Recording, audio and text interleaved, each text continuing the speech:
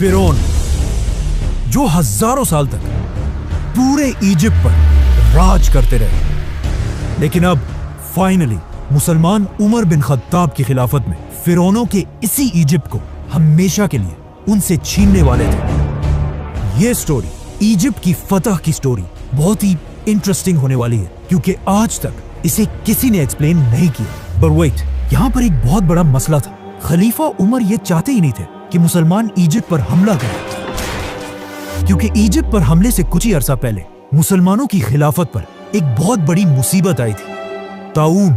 ये एक ऐसी बीमारी थी जिसने मुसलमानों की फौज के 25,000 सोल्जर्स को शहीद कर दिया था। और सिर्फ सोल्जर्स को ही नहीं, बल्कि मुसलमानों के सारे बड़े जनरल्स भी इस बीमारी से फौत हो चुके थे। जिसके बाद खलीफा उमर खुद हालात को कंट्रोल करने के लिए मदीना से मुसलमानों की आर्मी की तरफ गए, और वहां उनकी मुलाकात मुसलमानों के नए आर्मी चीफ अमर बिन आस से हुई, जिन्होंने हजरत उमर के सामने एक नया आइडिया, एक नया प्लान रखा कि अब हमें स्लो होने के बजाय फिरौनों के मुल्क इजिप्ट की तरफ जाना चाहिए।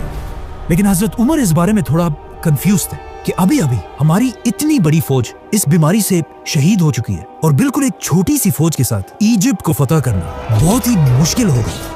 और हजरत उमर को इस बात का भी खतरा था कि ऐसा ना हो कि मुसलमानों की फौज इजिप्ट की तरफ चली जाए और पीछे से उन पर पर्शियन एम्पायर हमला कर दे। लेकिन आर्मी चीफ अमर बिन आस इस सब के बाद भी हजरत उमर के सामने अपने प्लान पर मजबूती से खड़े रहे कि नहीं, हमें इजिप्ट की तरफ हर हाल में जाना चाहिए। क्योंकि अमर बिन आस इस्लाम लाने से पहले मक्का के एक बहुत रिच बिजनेसमैन थे, और अपने बिजनेस की वजह से उनका बार बार इजिप्ट की तरफ आना जाना होता रहता था। तो अब उन्हें इस बात का बहुत अच्छी तरह पता था कि इजिप्ट के लोग मुसलमानों के सामने कभी खड़े नहीं हो सकते।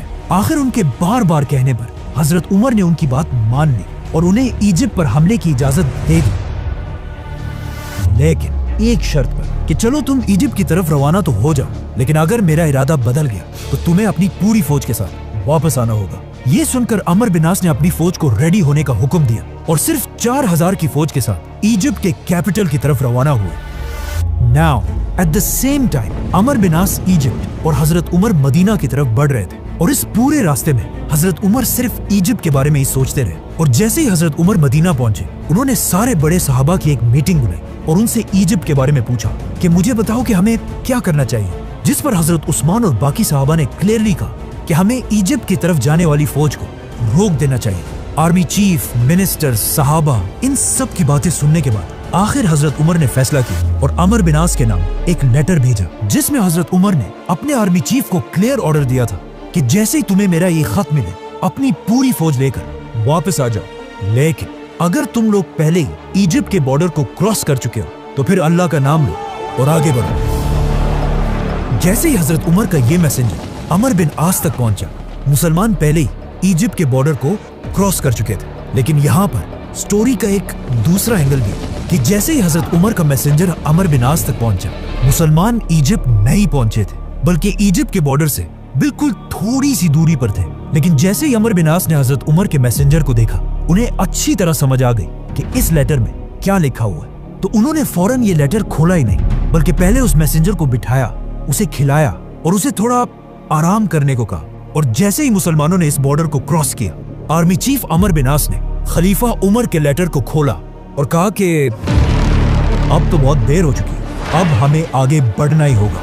इसी के साथ अमर बिन आस मुसलमानों की पूरी फौज को लेकर बहुत तेजी से आगे बढ़ने लगे। ये सारे इलाके फतह करते हुए फाइनली इजिप्ट के कैपिटल के सामने जंग के लिए रेडी खड़े हो गए, जिसे आज कायरो कहा जाता है। और ये कोई आम सिटी नहीं थी, बल्कि उस जमाने की दुनिया की सबसे पावरफुल सिटीज में से थी, जिस पर पिछले 600 साल से रोमन एम्पायर का राज था, और कोई भी उनसे ये सिटी नहीं छीन सका था।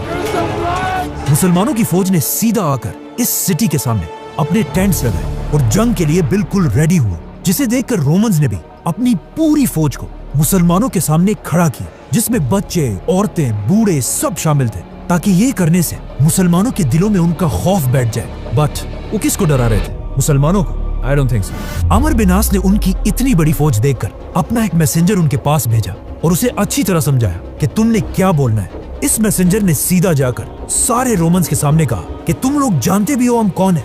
हमने अभी अभी तुम्हारे बादशाह हरकल को बुरी तरह हराया है, तो अब तुम हमारा क्या बिगाड़ लोगे? ये सुनकर वहाँ पर सब हैरान हो गए, लेकिन वहाँ के लीडर साइरस ने कहा कि बात तो सही है। इसी के साथ अमर बिन आस ने फुल ताकत के साथ इजिप्ट के कैपिटल पर हमला कर दिया, लेकिन कोई फायदा नहीं हुआ क्योंकि सिर्फ 4000 की फौज के साथ इजिप्ट का कैपिटल फतह करना इम्पॉसिबल था। इसीलिए अगले 7 महीने तक मुसलमान इसी तरह इस सिटी के सामने अपने कैंप्स में बैठे रहे और आखिर आर्मी चीफ अमर बिन आस को भी समझ आ गई कि अब वक्त आ चुका है कि मदीना में खलीफा उमर से मदद मांगी जाए। हजरत उमर को इस बात का पहले ही पता था कि अमर बिन आस इजिप्ट को बहुत ही लाइटली ले रहा है और उसे जरूर ज्यादा फौज की जरूरत पड़ेगी, तो उन्होंने फौरन 12000 की फौज इजिप्ट की तरफ रवाना की और इस फौज का लीडर एक बहुत बड़ा सहाबी जुबैर बिन अवाम को बनाया।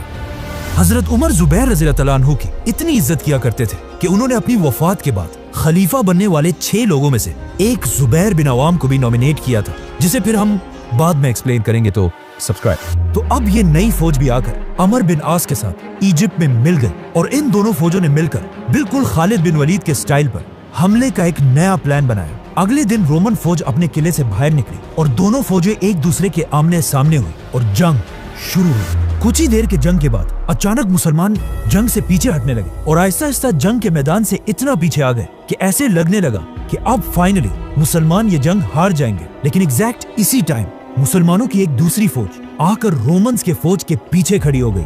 ये देखकर अमर बिन आस ने दोबारा हमले का हुक्म दिया। इस तरह मुसलमानों ने रोमन्स की फौज को हर तरफ से घेर लिया और फिर इन्हें क्रश कर दिया। लेकिन इस सब के बाद भी मुसलमान इस सिटी में दाखिल ना हो सके। आखिर एक दिन जुबैर बिन अवाम रज़ियल्लाहु अन्हु ने तंग आकर एक बहुत ही बोल्ड डिसीजन लिया और अपने कुछ ही साथियों के साथ रात के अंधेरे में इस सिटी के अंदर दाखिल हुए और सीधा जाकर मुसलमानों के लिए गेट खोल दी। ये देखकर मुसलमानों की पूरी फौज इजिप्ट के कैपिटल में एंटर हुई और इस सिटी को फतह करके यहाँ के गवर्नर को ढूंढने लगी। But it was too late. Governor पहले ही इस सिटी को छोड़कर इजिप्ट की सबसे पावरफुल सिटी अलेक्जेंड्रिया की तरफ भाग चुका था। नाउ गवर्नर भाग तो गया था, लेकिन उसके दिल में मुसलमानों का इतना खौफ बैठ चुका था कि उसने यहाँ से भागते ही मुसलमानों की तरफ एक लेटर भेजा कि अब और बस है, मैं पूरे इजिप्ट को हजरत उमर के सामने सरेंडर करने के लिए तैयार हूँ। अमर बिन आस ने गवर्नर की इस रिक्वेस्ट को बिल्कुल रिजेक्ट कर दिया क्योंकि उन्हें पता था कि मुसलमानों की जंग इस गवर्नर से नहीं बल्कि रोमन एम्पायर के बादशाह से। आर्मी चीफ अमर बिन आस ने इजिप्ट के सरेंडर की ये ऑफर एक्सेप्ट तो कर ली, लेकिन जब रोमन एम्पायर के बादशाह हेराक्लियस को अपने गवर्नर के इस सरेंडर का पता चला तो उसे गवर्नर की इस बुज़दिली पर बहुत गुस्सा आया कि इसकी औकात क्या है, इसने मुझसे पूछे बगैर पूरे इजिप्ट को सरेंडर कर दिया। जिसके बाद उसने सारे रोमन फौज को मैसेज भेजा कि गवर्नर की बातों को छोड़ो और मुसलमानों के साथ आखिरी जंग के लिए तैयार हो जाओ। मुसलमानों के आर्मी चीफ अमर बिन आस को भी समझ आ गई कि अब रोमन एम्पायर का बादशाह आखिरी दम तक लड़ने के लिए तैयार है, तो उन्होंने भी अपनी आर्मी को अलेक्जेंड्रिया की तरफ जाने का हुक्म दिया। अब यहाँ पर एक बहुत ही इंटरेस्टिंग स्टोरी है कि जब मुसलमान अपना सामान पैक कर रहे थे और अपने टेंट्स को बांध रहे थे तो अमर बिन आस रज़ियल्लाहु अन्हु भी अपना टेंट बांधने के लिए गए। तो वहाँ उन्होंने देखा कि उनके टेंट के अंदर ही एक कबूतर ने अपना घोंसला बनाया हुआ है और साथ उस कबूतर के बच्चे भी थे। तो अब अमर बिन आस ने इस कबूतर के घर को बचाने के लिए इस टेंट को यहीं पर रहने दिया। ये टेंट बहुत ही इंपॉर्टेंट है क्योंकि आने वाले वक्तों में हर मुसलमान ने इस टेंट को एक निशानी के लिए यहीं पर रहने दिया और इसी टेंट के आसपास आबाद होने लगे। नाउ अरबी में टेंट को फुस्तात कहा जाता है और आगे जाकर इसी कबूतर के टेंट की वजह से इजिप्ट के कैपिटल का नाम ही फुस्तात पड़ा, जो आज तक इजिप्ट का कैपिटल है और उसे कायरो कहा जाता है। Let's come back to the story. Romans की कुछ ही अरसे बाद मुसलमान भी इस सिटी के पास पहुंच गए और इस सिटी को देखकर बिल्कुल हैरान रह गए क्योंकि अलेक्जेंड्रिया अलेक्जेंडर द ग्रेट के नाम पर बनी एक बहुत बड़ी सिटी थी और हजरत उमर ने अपनी पूरी खिलाफत में इससे बड़ी सिटी पर कभी हमला नहीं किया था, जो दमेस्कस और मदईन जैसी सिटी से भी बहुत बड़ी थी। मुसलमानों ने यहाँ पहुंचकर इस सिटी को फतह करने की बहुत कोशिश की, लेकिन मुसलमानों की सारी कोशिशें बिल्कुल फेल होती रही और अगले 6 महीने तक मुसलमान इस सिटी के दरवाजों के सामने बिल्कुल बेबस बैठे रहे और मुसलमानों के मोराल को और तोड़ने के लिए रोमन बादशाह ने एक बहुत बड़ी फौज मुसलमानों के साथ जंग के लिए तैयार की। अब फाइनली ये लग रहा था कि खलीफा उमर कभी भी इजिप्ट को फतह नहीं कर पाएंगे और मुसलमानों की फौज यहाँ से मायूस होकर वापस चली जाएगी। लेकिन अचानक यहाँ पर एक बहुत बड़ा ट्विस्ट आया और सारी सिचुएशन बिल्कुल बदल गई। अचानक रोमन एम्पायर के कैपिटल इस्तांबुल में द ग्रेट रोमन एम्पायर का आखिरी पावरफुल बादशाह हेराक्लियस 30 साल की हुकूमत के बाद मर गया जिसके बाद उसके जवान बेटे ने आकर अपने बाप का तख्त संभाला। इस यंग बादशाह से रोमन एम्पायर की बहुत उम्मीदें थी कि ये जरूर मुसलमानों से हमारी खोई हुई ताकत को छीनेगा, लेकिन सिर्फ कुछ ही दिन तख्त पर रहने के बाद इस बादशाह की सुतेली मां ने इसे मार दिया और अपने बेटे को रोमन एम्पायर की तख्त पर बिठाया। लेकिन ये देखकर रोमन एम्पायर के जनरल्स और अवाम को बहुत सख्त गुस्सा आया, जिसके बाद यहाँ पर रोमन एम्पायर में एक बहुत बड़ी सिविल वॉर स्टार्ट हुई। जिसके बाद वो फौज जिसे हेराक्लियस ने मुसलमानों से लड़ने के लिए भेजा था, उसे मजबूरन वापस जाना पड़ा। ये सिविल वॉर इतनी बड़ी कि बस सभी एक दूसरे को मारने लगे। लेकिन जब हालात थोड़े कंट्रोल हुए तो रोमन एम्पायर के तख्त पर एक नया बादशाह बैठा हुआ था।